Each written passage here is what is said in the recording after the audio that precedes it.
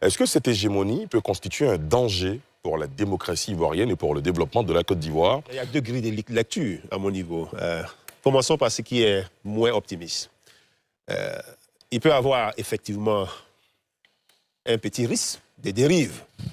Donc ici, une majorité dominante décide d'affaiblir le débat, notamment à l'Assemblée nationale, et cela peut avoir une implication sur le contrôle de l'exécutif.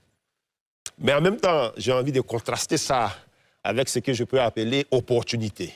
Parce que, rappelez-vous, pour l'économiste que je suis, quand on parle de stabilité, on parle de prévisibilité et donc d'investissement. Donc, une majorité peut aider à stabiliser l'action publique, à renforcer les institutions et à réduire justement les incertitudes qui vont nous permettre d'accélérer les réformes. Donc, voilà. La Côte d'Ivoire est-elle en train de basculer vers un système dominé par un seul parti? Après les dernières victoires électorales du Rassemblement des Oufouettistes pour la démocratie et la paix, RHDP, le parti au pouvoir consolide son contrôle sur l'Assemblée nationale, les collectivités locales et l'exécutif. Face à une opposition affaiblie et une participation électorale en baisse, une question s'impose. Assistons-nous à une simple domination politique ou à l'installation d'une véritable hégémonie? Dans cette analyse, on va décrypter les faits, les enjeux et les conséquences possibles pour la démocratie ivoirienne. Est-ce que cette hégémonie peut constituer un danger pour la démocratie ivoirienne et pour le développement de la Côte d'Ivoire? Il y a deux grilles de lecture à mon niveau. Commençons par ce qui est moins optimiste. Il peut y avoir effectivement un petit risque de dérive. Donc ici, une majorité dominante décide d'affaiblir le débat, notamment à l'Assemblée nationale, et cela peut avoir une implication sur le contrôle de l'exécutif. Mais en même temps, j'ai envie de contraster ça avec ce que je peux appeler opportunité. Parce que, rappelez-vous, pour l'économiste que je suis, quand on parle de stabilité, on parle de prévisibilité et donc d'investissement. Donc, une majorité peut aider à stabiliser l'action publique, à renforcer les institutions et à réduire justement les incertitudes qui vont nous permettre d'accélérer les réformes. Donc, voilà un peu les deux grilles de lecture que je mets sur la table. Je pourrais réagir après les autres intervenants. D'accord. Docteur Konvolo? Oui. Bon, une hégémonie, c'est une suprématie, c'est une domination. Elle se construit. Voilà, elle se construit. Donc, ce n'est pas pour moi quelque chose de négatif. Mais il faut préciser que dans la démocratie, on a deux partis. On a la partie qui dirige et on a la partie qui contredit, ce qu'on appelle l'opposition. C'est cela. Et les deux se battent pour se construire, en fait. Et donc, la fragilisation de l'opposition permet aux partis au pouvoir de se renforcer et de dominer davantage. Donc, cette hégémonie traduit, on va dire, un déséquilibre entre les deux camps. Ce qui veut dire que c'est à l'opposition de se construire pour constituer un contre-pouvoir. Sinon, la domination, elle est déjà. Si on suit les études d'un auteur qu'on appelle Gramsci, ce qui veut dire que le parti dominant a pu s'imposer ce qu'on appelle des règles internes, donc une cohérence interne pour pouvoir mieux s'exprimer au plan externe. Et donc, pendant un long moment, pendant une période donnée, ce parti pourrait s'imposer ainsi jusqu'à ce qu'en face, on ait d'autres groupements ou d'autres partis qui arrivent à construire une cohérence interne pour pouvoir mieux s'exprimer au plan externe. Donc, il y a un déséquilibre qui explique cette hégémonie. Au niveau des textes ou des décisions à prendre, naturellement, si on est en position de majorité, on ne peut que décider. Et ça va, ça se comprend. Ce qui veut dire qu'on décide ce qu'on va assumer, ce qu'on met en application. Si en face, il y a des gens qui ne sont pas d'accord, c'est à eux de construire un groupe alternatif, cohérent, capable de faire baisser cette hégémonie. Très bien. Ça veut dire que pour vous, cette hégémonie n'est pas une menace pour la démocratie, encore moins pour le développement du pays. Docteur Banga, c'est à vous. Non, notre démocratie a des règles. Quand on va à l'Assemblée nationale, par exemple, les autres groupes parlementaires, quoique dominés, ont droit à la parole. À chaque fois que... Donc, il y aura le débat. Même si à la fin, logiquement, le débat sera l'élection, le vote sera remporté par le parti majoritaire, mais ça ne tue pas le débat démocratique. Au contraire, on a, je crois, 3 groupes parlementaires, c'est ça, aujourd'hui. Il y a un groupe parlementaire, d'ailleurs, au pouvoir. Il y a un groupe d'opposition, un groupe indépendant, donc ça peut basculer. Il y en a 4. Ah, ok, d'accord. Donc, c'est quoi le 4e? Agir. Agir, Ça a été validé finalement? Oui, Agir finalement a pu constituer un groupe parlementaire. Ah d'accord. Okay. Agir dirigé par... Non, pas par Stéphane Dupré, c'est dirigé par le député de Boisflé. Ah ok. D'accord, très bien. Donc, on aura le débat. Membre d'Agir. On aura le débat parlementaire qui sera fait. Maintenant, l'hégémonie, belle référence à Gramsci, qui est l'un des grands penseurs sur l'hégémonie, mais on peut aussi penser à tous ceux qui ont écrit sur les empires. L'hégémonie, politiquement, elle peut être un avantage.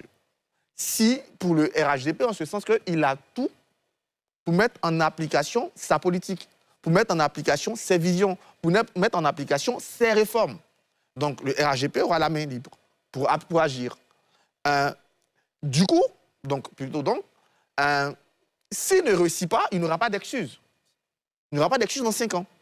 On pourra lui dire, tu as eu tout pour transformer la Côte d'Ivoire. Tu as eu tout. Tu as fonctionné en roue libre. En roue libre. Donc, ça a l'avantage justement de mettre le RHDP face à ses responsabilités. Les Ivoiriens vont juger le RHDP dans 5 ans parce que justement, on a donné au RHDP les clés pour conduire le pays. Très bien. Donc, on aura le bilan dans 5 ans. Du coup, l'hégémonie a donc cet avantage-là.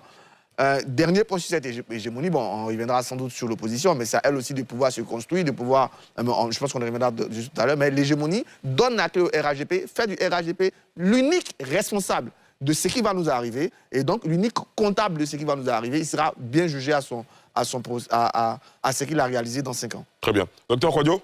Pour moi, le problème n'est pas tant l'hégémonie que, je dirais, la voie pour accéder à cette hégémonie-là. Tant que les choses sont faites dans les règles de l'art, tant qu'elles prennent en compte les voix des minorités et que, suivant le respect, je dirais, des normes, des règles, en prenant en compte les aspirations de tout le monde, quand on arrive à l'hégémonie, il n'y a pas de problème. C'est le principe de la démocratie. Je l'appelle toujours, c'est le rapport de la force du nombre. Et c'est un fait, les élections législatives l'ont démontré, l'hégémonie au niveau du RHDP. Est-ce que cette hégémonie sera bénéfique à la Côte d'Ivoire? Tout va dépendre de ce que le RHDP va nous proposer. Pour moi, l'enjeu majeur, c'est la parole qu'on pourra donner à la minorité. Parce qu'une démocratie ne se construit pas uniquement avec un parti tout puissant. Il faut intégrer l'opposition, il faut intégrer la minorité pour que, ensemble, le pays puisse se construire. C'est ce que je peux dire à ce niveau-là. Très bien. Maître Guaméné? Oui, moi je répondrai à la question pour dire l'hégémonie du RHDP menace la démocratie. Vous savez, la démocratie repose sur des piliers. Le vote, l'égalité, la séparation des pouvoirs et le pluralisme politique. Et cette hégémonie du RHDP aujourd'hui s'apprécie par rapport aux résultats des élections. Donc par rapport au vote, par rapport aux élections. Et je pense que nous sommes tous témoins en Côte d'Ivoire et que le système électoral de la Côte d'Ivoire est beaucoup critiqué et beaucoup contesté en termes de découpage électoral illégal, en termes de manque de transparence et d'inclusion dans le processus électoral, en termes de ci, en termes de ça. Donc cette hégémonie, c'est vrai, elle se construit, mais pour moi, elle doit se construire sur des bases légales et sur des bases légitimes. Mais les bases ne sont pas légales? Non, non. Lorsque le vote n'est pas transparent, lorsque le vote n'est pas crédible, lorsque le vote n'est pas... S'il vous plaît. C'est ma position. Oui, bien sûr. Mon opinion. Bien sûr. Et développer, allez-y. Lorsque cette élection n'est pas basée sur des bases légales, légitimes, inclusives et transparentes, évidemment, l'hégémonie qui se construit n'est pas légitime. Voilà. Et donc, pour moi, il faut travailler sur ça. Deuxième problème, la séparation des pouvoirs. Cette hégémonie anéantit carrément la séparation du pouvoir entre l'exécutif et le législatif. Aujourd'hui, le législatif est pratiquement à la sorte de l'exécutif. Donc, il n'y a plus de séparation des pouvoirs. Donc, pour nous, c'est un problème. Et cette hégémonie va tendre à mettre en cause le pluralisme politique, qui est notre pilier de la démocratie. Parce qu'aujourd'hui, on a tant même des discours où on dit qu'il faut que tout le monde revienne au RHDP pour qu'on ait un parti unique. Ça, ce n'est pas la démocratie, ça. Alors, pour moi, cette hégémonie, qui n'est pas sur une base saine, menace bel et bien la démocratie. Et j'ai dit. Et vous avez dit. Docteur Arthur Kamena-Yoboué? Oui, pour moi, ça menace la démocratie, mais pas dans le développement qu'il a fait. Absolument. Au regard du principe même de la démocratie. Mais je parlerai plus de domination d'abord, parce que dans la pensée de Weber, pas forcément de Gramsci, qui pense la domination comme étant cette capacité d'imposer sa volonté malgré l'existence. Et ça, j'observe que le RHDP a réussi cela au travers de toutes les élections qui sont passées. Ils ont réussi à imposer leur volonté. Ça, c'est un point. Le second point, par rapport au principe même de la démocratie. La démocratie se veut être une opportunité de liberté de pensée, liberté d'association, liberté de circulation. Ce n'est pas ça mon point. Surtout, liberté d'ambition. Liberté d'ambition. À partir du moment où chacun a la capacité, la liberté de pouvoir se voir légitime d'accéder au trône. Et ça, je voulais souligner un seul point. Quand j'écoute le projet du RHDP, je me rends compte qu'il y a cette volonté, et l'on dit ouvertement, de rester au pouvoir dans les 25 prochaines années. Ça, c'est une volonté. Ça, c'est une volonté affichée. Mais derrière cette volonté, je parle de la capacité à imposer sa volonté. Derrière cette volonté, on constate. Moi, j'ai observé plusieurs discours et j'ai même vu l'interview de M. Djerasouba avec des caciques du RHDP où, lorsque la question de la succession est évoquée, plusieurs ont rappelé le fait que ce serait certainement un raccourci très dangereux. Et ça me fait réfléchir en termes de succession. Ça, c'est un. Et de deux, au regard même des principes de la Constitution. La Constitution nous dit qu'il faut le verrou d'âge à sauter. Et je constate qu'au niveau du RHDP, il y a le principe de la transmission générationnelle. Et dans l'entendement, lorsque j'écoute les responsables du RHDP, c'est comme s'il y a une catégorie d'acteurs qui serait plus légitime à diriger d'un certain âge et qu'il fallait vraiment travailler à mettre une autre catégorie. Alors que la Constitution donne le droit à tout le monde de se positionner. Ça n'empêche pas, mais c'est le discours. J'ai parlé de domination. Laissez-le développer son point de vue. J'ai parlé de domination au départ. À partir du moment où, dans cette volonté-là, le RHDP va faire en sorte que sa volonté soit imposée. À partir de ce moment-là, je dis que c'est une menace pour la liberté d'ambition. Ambition de succéder au trône. Le trône est un trône qui est ouvert à tous. Très bien. Docteur Banga, vous voulez réagir? Oui, réagir à deux, trois choses que je... Alors, je rappelle qu'on a un dernier sujet pour lequel on doit faire un tour de table. Donc, au pas de cours, s'il vous plaît. Un peu grave, j'ai dit que l'hégémonie se fait sans base légale. Sans base légale, c'est grave, surtout quand ça vient d'un avocat. Ça veut dire que tout ce qui a été fait n'a pas respecté la loi. C'est 2 fois grave. Parce que tout ce qui a été fait comme élection, c'est fait sur base légale. On a respecté la loi en Côte d'Ivoire. C'est cette loi-là qui a conduit à cette élection. Et l'hégémonie du RHDP, elle n'a pas arraché. Les Ivoiriens l'ont choisi. Ils ont choisi à la présidentielle, ils ont choisi aux législatives. Vous avez parlé d'empêchement. D'abord, il n'y a pas eu d'empêchement, c'est la loi qui est appliquée. Vous êtes avocat, vous devez comprendre ça. Et à côté de cela, aux législatives, il y a eu d'autres personnes qui ont été candidates. Elles ont été battues, mais à plate couture. Il y a des gens qui ne sont pas du RHDP qui ont gagné. Donc, il faut accepter un moment de l'expression du peuple et ne pas se lever à chaque fois, se moquer du peuple ivoirien en disant que l'expression qu'il a eue à la fois à la présidentielle et aux législatives, nier aux Ivoiriens ce droit d'expression, soit exprimé clairement. Deuxième chose, parler de séparation des pouvoirs. Mais dans quel pays au monde? Dans quel pays au monde, à partir du moment où l'Assemblée nationale est à majorité d'un pays, donc il n'y a pas de séparation des pouvoirs. Donc aujourd'hui, aux États-Unis, il n'y a pas de séparation des pouvoirs. À majorité d'un parti, vous avez dit d'un pays. Non, majorité d'un parti. Mais non.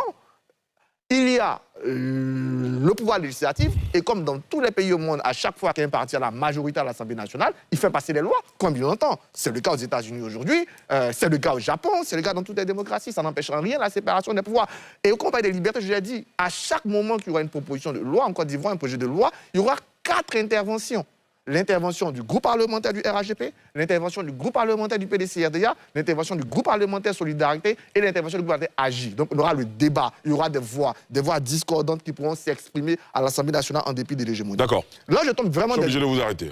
Dernier point. 30 secondes. Je tombe vraiment des nues. 30 secondes, oui, bien sûr. Là, je tombe vraiment des nues. C'est qu'on veut... Le fait que le RHDP, comme tout parti politique, ait ambition. Parce qu'un parti politique, il a une vision. Il estime que cette vision-là est la meilleure pour le pays. Et il estime l'expliquer, l'appliquer le plus largement. Mais ça n'empêche à rien. Quelqu'un est ambitieux. Tu veux être candidat demain, tu es candidat. Personne ne va te mettre un fusil sur la tête. D'accord, très bien. Donc dire que cette hémogénie tue l'ambition, c'est faux. On l'a entendu. Docteur Soumaro. Oui, j'ai envie de faire un témoignage. Moi, j'ai été candidat aux élections législatives en tant qu'indépendant. J'ai gagné le RHDP. Et mieux, je suis à l'Assemblée nationale membre d'un groupe parlementaire qui s'appelle Solidarité. Et Ali l'a mentionné tout à l'heure, je suis membre du bureau définitif de l'Assemblée nationale. Donc, hégémonie du RHDP, mais le processus dans lequel je suis impliqué aujourd'hui est totalement inclusif. Les commissions permanentes ont été mises en place la semaine dernière, mais je peux vous garantir que tous les groupes parlementaires sont représentés dans les bureaux de ces commissions-là. Donc, moi, j'ai présenté les 2 grilles de lecture, mais si je dois, à ce stade, faire un bilan de cette hégémonie qui est même le fruit d'une légitimité populaire. Bon, Et... là, le problème est... Non, mais c'est... Non, mais laissez-le terminer. S'il vous plaît, monsieur. Je vous ai dit que je n'avais pas beaucoup de temps. Je vous ai dit que je n'avais pas beaucoup de temps. D'un processus démocratique accompli. Et aujourd'hui, parler d'illégalité... On n'a pas parlé d'illégalité. Si, il n'y a pas de base légale. S'il vous plaît, messieurs.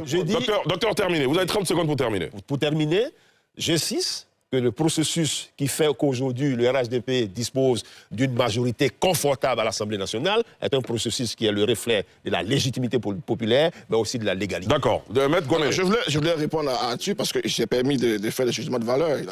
S'il vous plaît. Je vais en faire. J'ai aussi une réplique. Je pense que Atu, en tant qu'enseignant, il a vraiment une mémoire sélective. Une mémoire sélective.